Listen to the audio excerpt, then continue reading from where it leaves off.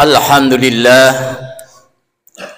alhamdulillahil wadud alladzi la yanqati'u widaduhu amman wada. Ashhadu an la ilaha illallah wahdahu la syarika lah, wa ashhadu anna sayyidana wa nabiyyana Muhammadan abduhu wa rasuluh. Allahumma salli wa sallim wa barik ala sayyidina Muhammad wa ala alihi wa ashabihi wa sallama tasliman katsira. Amma ba'du, fa ya ibadallah, usikum wa iyaya bittaqwallah wa ta'atihi la'allakum tuflihun. Ma'asyiral muslimin rahimakumullah.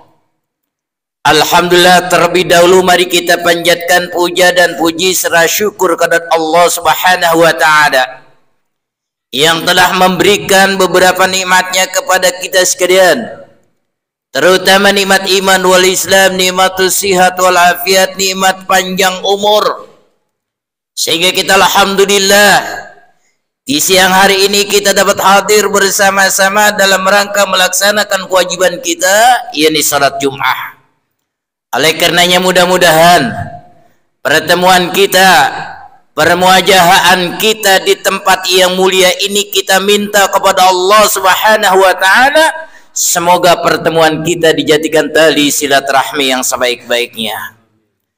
Oleh karenanya saya selaku khatib mengajak, menghimbau pada saudara-saudaraku sekalian, mari kita tingkatkan iman dan takwa kita kepada Allah Subhanahu wa taala.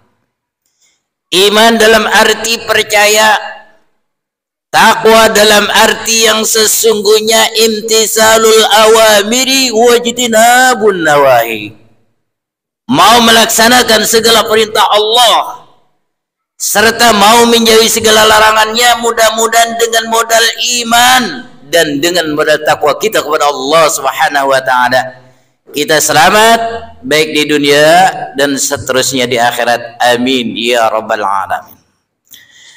Para jamaah salat Jumat yang berbahagia, penduduk ahli neraka pernah ketika diinterogasi dari dalam surat Al-Mudassir, ma salakakum fi saqar, qalu lam naku minal musallin walam nakun nut'imul miskin. Pertanyaan ahli neraka ketika diinterogasi, apa yang menyebabkan kalian masuk ke neraka sakor? Mereka sama menjawab, kami tidak sholat dan kami tidak memberikan makan kepada orang miskin. Itu jawaban ahli neraka sakor. Yang pertama jawabannya, karena nggak sholat dia bisa menyebabkan masuk api neraka sakor. Yang kedua, karena tidak ada kepedulian kepada orang miskin, walaupun banyak uang, banyak rezeki, dia tidak pernah peduli kepada orang miskin untuk memberikan makan. Saudara hadirin sekalian yang berbahagia, neraka sakor adalah neraka yang sangat panas dan membakar. Lawannya neraka sakor adalah neraka zamharir. Apa itu neraka zamharir? Neraka yang sangat dingin. Saking dinginnya neraka zamharir, dengan kekuasaan Allah Subhanahu wa taala, itu neraka zamharir saking dinginnya dapat mengkelupaskan kulit dan daging manusia dari tulangnya. Betapa dahsyatnya itu neraka zamharir. Saudara hadirin sekalian yang berbahagia, maka lewat khutbah Jumat ini merupakan salah satu hidayah buat kita bersama apa yang saya sampaikan di dalam ayat Al-Quran, terutama sholat. Sholat itu harus kita indahkan panggilan Allah, perintah Allah kepada kita sebagai hambanya. Jangan kita tinggal, Jangan kita lalaikan itu yang namanya salat 5 waktu termasuk salat Jumat. Saudara hadirin sekalian yang berbahagia, kalaulah perintah Allah berupa salat 5 waktu termasuk Jumat kita tidak indahkan perintahnya, itu pasti ada resiko yang bakal kita terima. Satu contoh, kalaulah kita meninggalkan salat 5 waktu, diantaranya sholat subuh kita nggak lakukan, bagaimana hukuman bagi orang yang meninggalkan sholat subuh? Pasti akan ada hukumannya. Bagaimana hukuman bagi orang yang meninggalkan sholat subuh 1 kali? Itu akan dihukum oleh Allah Subhanahu wa ta'ala 1 kali akan dipenjara selama 6.000 tahun. Kalau kita dipenjara gara-gara sholat subuh 6.000 tahun, 6.000 tahun itu sama dengan 60.000 tahun di dunia, karena 1 hari di akhirat sama dengan 1.000 tahun di dunia. Jadi kalau 1 kali sholat subuh kita tinggalkan akan mendapatkan hukuman 60.000 tahun kita di penjara. Karena penjaranya neraka itu berbeda dengan penjara dunia. Penjara dunia walaupun korupsinya gede-gedean, nembak orang sampai mati, berapa jiwa yang dia tembak, kalau dia di penjara, penjaranya bagaikan di sorga. Hidupnya enak, makannya enak, ketemu sama keluarga. Itu kalau dunia. Tapi tidak semua diberlakukan seperti itu. Tetap aja penjara untuk orang yang nyolong ayam babak belur. Kalau di dunia itu 1 kali sholat subuh yang kita tinggal 60.000 tahun kita akan dihukum. Bagaimana kalau kita hidupnya ini dari mulai akil balik sampai meninggal dunia tidak pernah sholat 5 waktu? Naudzubillah wal iyadzubillah. Itu saudara-saudara sekalian yang berbahagia, baru contoh sholat subuh. Bagaimana kalau kita tidak sholat zuhur? Orang yang meninggalkan sholat zuhur 1 kali hukumannya, dosanya luar biasa besarnya. Berapa besarnya? Bagaikan kita membunuh umat Islam 1.000 orang. Kalau tentang membunuh jangankan 1.000, 1 orang luar biasa dosanya besarnya. Bagaimana kalau kita membunuh umat Islam 1.000 orang? Ini lantaran kita meninggalkan sholat zuhur. Betapa luar biasa dahsyatnya itu hukuman bagi orang yang meninggalkan sholat zuhur. Saudara hadirin sekalian yang berbahagia, maka bagaimana orang yang hidupnya di dunia ini nggak pernah sholat zuhur? Kalau 1 kali hajat sholat zuhur ditinggal tuh dosanya luar biasa. 1.000 umat Islam yang dibunuh. Belum lagi sholat asar. Bagaimana sholat asar yang kita tinggal? Saudara hadirin sekalian yang berbahagia, besar sekali dosanya bagi orang yang meninggalkan sholat asar. Bagaimana keterangannya? Orang yang meninggalkan sholat asar itu dosanya saking besarnya bagaikan dia merobohkan, meruntuhkan Ka'bah Baitullah, kiblat kita. Itu sholat asar. Kalau kita meninggalkan sholat asar ibaratkan merobohkan, meruntuhkan Ka'bah Baitullah. Apa bedanya dengan Raja Abraha yang kejam bengis? Raja gubernur, raja juga bilang gubernur juga. Ada yang mengatakan gubernur dari Yaman, ada yang mengatakan raja dari Yaman, yaitu yang pernah memimpin pasukan gajah untuk menghancurkan Ka'bah Baitullah. Saudara hadirin sekalian, itulah Raja Abraha atau Gubernur Abraha yang pernah untuk menyerang Ka'bah Baitullah dari negeri Yaman. Siapa itu Raja Abraha atau Gubernur Abraha? putra daripada Bapak Ashram, bapaknya namanya Ashram. Itu adalah salah satu tokoh dari Kristen yang pernah mendirikan gereja namanya gereja Al-Qullais. Saudara, Raja Abraha bukan saja dia ingin menghancurkan Ka'bah Baitullah, datang ke tanah suci Mekah Al-Mukarramah. Penduduk Mekah itu hartanya banyak dicuri oleh mereka.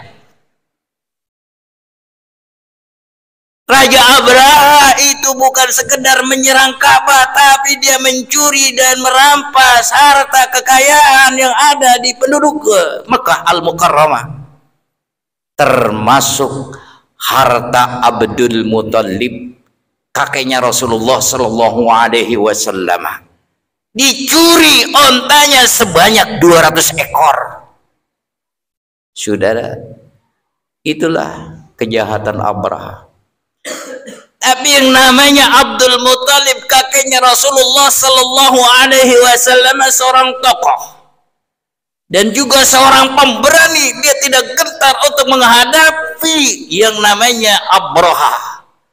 Maju dan berkata, wahai Abraha, pulangkan saya punya onta 200 ekor yang kau curi. Apa jawaban Abraha? Apa pedulimu dengan onta yang aku curi 200 ekor?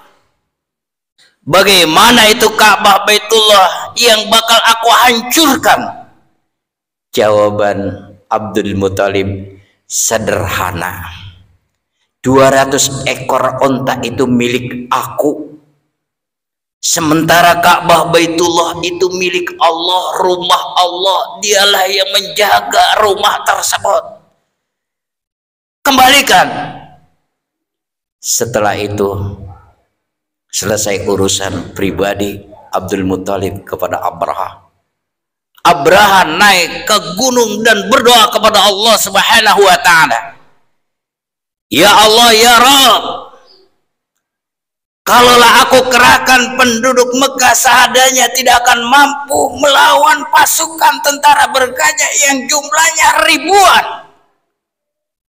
Tidak ada kekuasaan yang dapat, tidak akan kemampuan yang dapat membendung atau menggagalkan rencana Abraha. Aku serahkan kepadamu ya Allah. Itu yang pernah diminta oleh Abdul Muthalib. Ternyata Abdul Muthalib itu menganut ajaran agama yang dibawa oleh Nabi Ibrahim alaihissalam. Saudara hadirin sekalian yang berbahagia, Alhamdulillah pada saat ini, sampai saat ini kita masih dapat beribadah kepada Allah, sampai-sampai kita melaksanakan umrah atau haji ke Baitullah, rumah Allah di tanah suci Al-Mukarramah. Nah, oleh karena itu para bapak saudara sekalian yang berbahagia, karena Allah tidak ridho Baitullah dihancurkan, Allah mengirimkan bala tentara berupa burung ababil.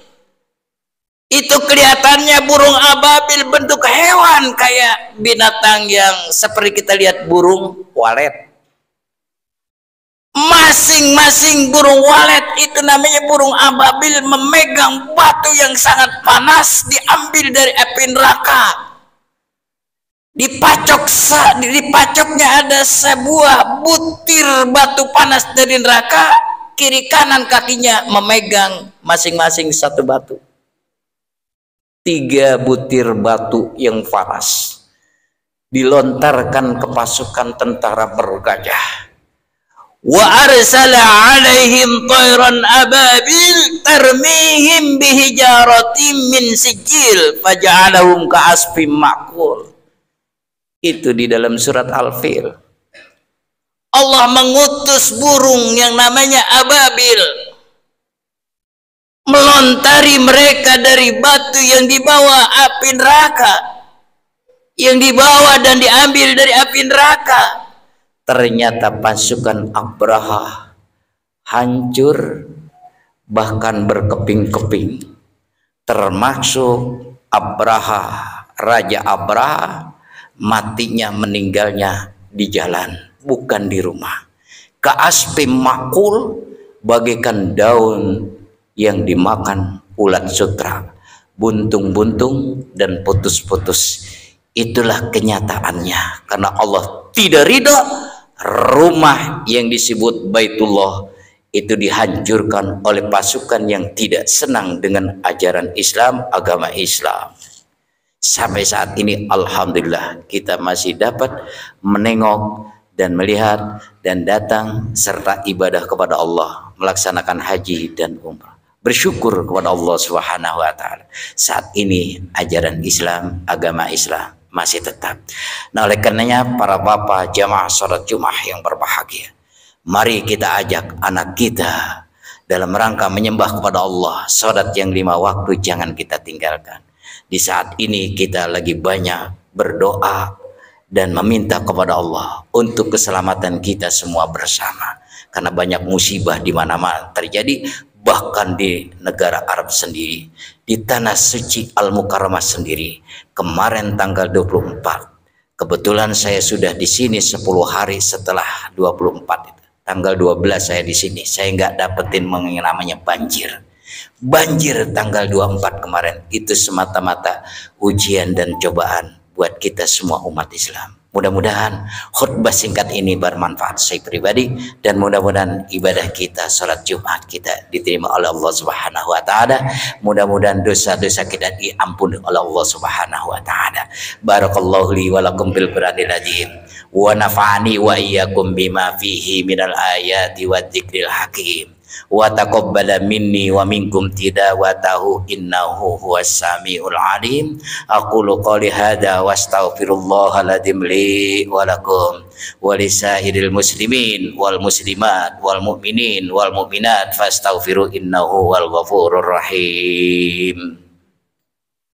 Allahumma shalli wa sallim ala sayyidina Muhammad wa ala ali sayyidina Muhammad.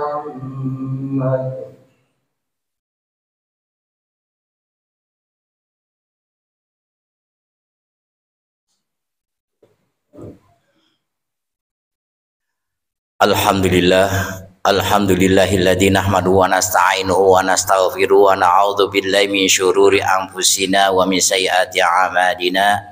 May yahdihillahu fala mudilla lahu wa may yudlilhu fala hadiya lahu. Asyhadu an la ilaha illallah wahdahu la syarika lah wa asyhadu anna sayyidana wa nabiyyana Muhammadan abduhu wa rasuluh. Allahumma shalli wa sallim wa barik ala sayyidina Muhammad wa ala alihi wa ashabihi wa sallama tasliman katsira. Amma ba'du, fa ya ayuhan nas usikum wa iyaya bittaqwallah wa ta'atihi la'allakum tuflihun. Wa qala Allah ta'ala fil Qur'anil azim, a'udzu billahi minasyaitonir rajim. Bismillahirrahmanirrahim. Innallaha wa malaikatahu yusholluna 'alan nabi. Ya ayyuhalladzina amanu sallu alaihi wa sallimu taslima. Allahumma fir lil muslimin wal muslimat wal mu'minin wal mu'minat al-ahya'i minhum wal amwat ya muziral barakat wa ya qadil hajat bil barri wal bari innaka ala kulli syai'in qadir. Rabbana atina fid dunya hasanah wa fil akhirati hasanah wa qina adzabannar. Ibadallah, innallaha ya'muru bil adli wal ihsan wa ita'il qurba wa yanha 'anil fahsya'i wal munkar wal baghi ya'idukum la'allakum tadhakkarun. Fadhkurullaha yadhkurkum wa ashkuru 'ala ni'amihi yazidukum wa la dzikrullahi akbar.